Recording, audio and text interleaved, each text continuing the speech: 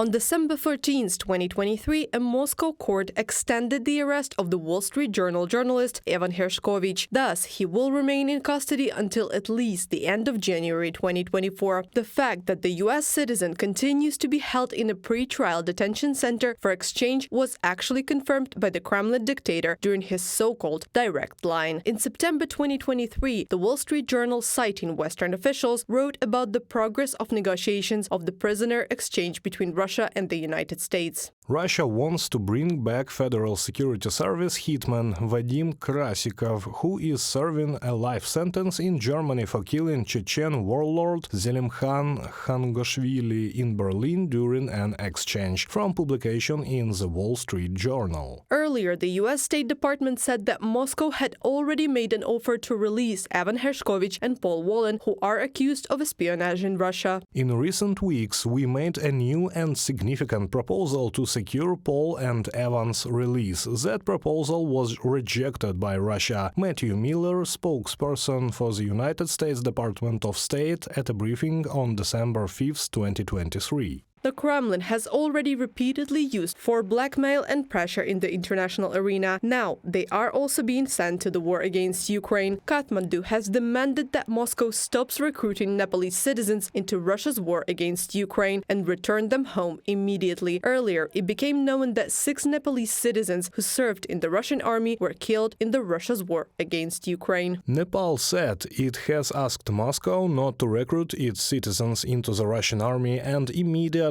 send back any Nepali soldier commissioned there back to the Himalayan nation after revealing 6 soldiers serving Russia's military had been killed, from the publication in Reuters. Nepal has urged its citizens to not join the army of any country fighting the war. Earlier, the Kathmandu Post reported that 150 to 200 Nepalese were mercenaries in the Russian army. The Federation also recruits illegal migrants on the border with Finland. The migration crisis on the Russian-Finnish border has led to mass detentions of foreigners with expired Russian visas. Russian authorities are trying to recruit detainees to be sent to war with Ukraine, from publication in BBC. The recruitment of foreigners by the Russian Federation for the war against Ukraine is not new. In the first weeks after the start of Russia's full-scale invasion of Ukraine, there were reports of mercenaries being sought in Syria. An entire network of recruiters for the Russian army was uncovered in Cuba. Then it was a turn of migrant workers from the CIS countries. Russian police raids them and sends to military recruitment centers. These are raids that take place in the cities, and it is massive.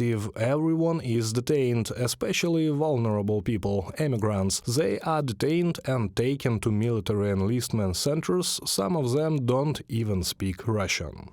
Last year, Putin signed a decree allowing foreigners who enlisted in the Russian army to obtain citizenship in an accelerated procedure. In reports, migrants are leaving the Federation en masse. Meanwhile, managers of enterprises in various sectors of the Russian economy are complaining about the shortage of labor force. Reported by Anastasia Tarnavska, Yulia Granovska, UATV News.